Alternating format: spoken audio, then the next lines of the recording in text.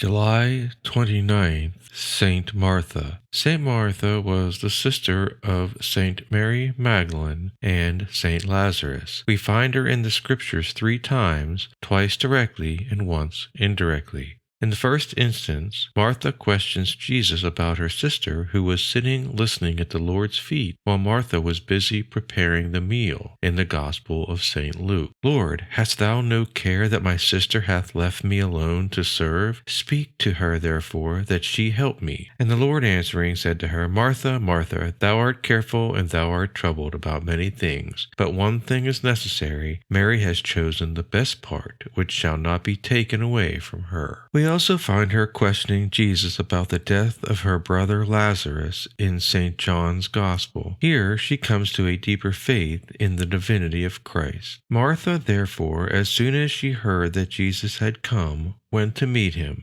but Mary sat at home. Martha therefore said to Jesus, "Lord, if thou hadst been here, my brother would not have died. But now also I know that whatsoever thou wilt ask of God, God wilt give to thee." Jesus said to her, "Thy brother shall rise again." Martha said to him, "I know that he shall rise again in the resurrection at the last day." Jesus said to her, "I am the resurrection and the life. He that believes in me, although he be dead, shall live. And every one that lives and believes in me shall not die forever. Believest thou this?" She said to him, "Yea, Lord, I have believed that thou art Christ, the Son of the living God, who art come into this world." The third instance is a reference to Jesus shortly before the Holy Week, when our Lord had supper at the house of Lazarus along with Martha and Mary. He then stayed on as their guest that night. Jesus, therefore, 6 days before the Pasch,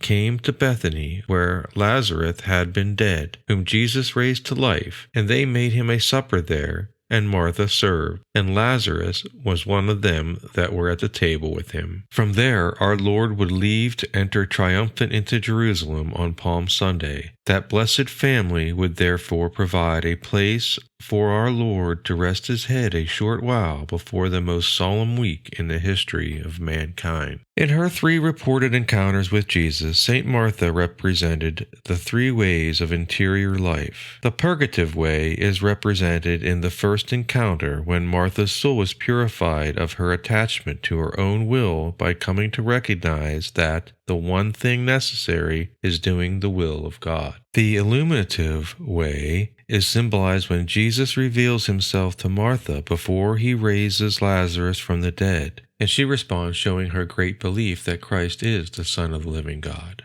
The unitive way is represented when Jesus stays in the home of his 3 friends. Not only does our Lord physically reside in Martha's home, but because she has been previously instructed, he finds in her soul a fit dwelling place through her contemplation of his presence. It is by doing God's will and receiving the illumination that comes after fidelity to that will that we are prepared for a similar gift to the one St. Martha symbolized. We see that Martha made a profound act of humility in accepting Jesus' gentle rebuke in St. Luke's Gospel. We often do the unthinkable act of questioning our Lord's wisdom or convincing ourselves that it is not the voice of God speaking to our souls, when his answer is different than our wills. Imagine if after Jesus told Martha that only one thing is necessary, she had turned around and walked away, sad like the rich man who had many possessions. Like St. Martha, we should have the humility to face our own defects and then fight against them. Afterwards, our Lord will illuminate our souls, showing the way he chose for us to follow, and then we will start to be one with him, that is, united with him. The mystical union is a pre-taste of the eternal happiness we will have in heaven, where he will be our reward exceedingly great.